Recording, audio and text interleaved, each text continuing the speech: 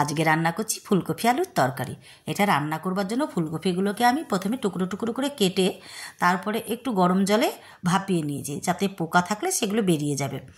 তারপর ফুলকপিটাকে নুন আর হলুদ দিয়ে লাল করে ভেজে নিয়েছি। এরপর আলুগুলোকেও আমি নুন দিয়ে লাল করে ভেজে নিয়েছি।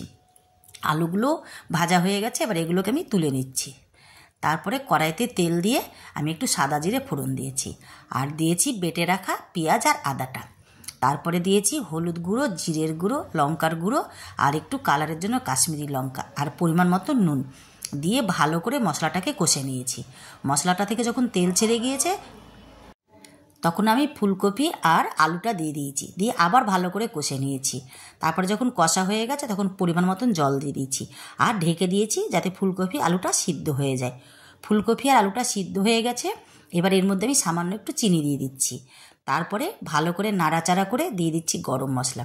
এবার একটু ভালো করে নাড়াচাড়া করে নামিয়ে নিলেই হয়ে গেল ফুলকপির রেসিপি। এইভাবে একবার রান্না করে খেয়ে দেখুন, খেতে কিন্তু ভালোই লাগে। সাধারণভাবে বানালেও অনেক সময় খেতে ভালো লাগে, একবার ট্রাই করে দেখুন।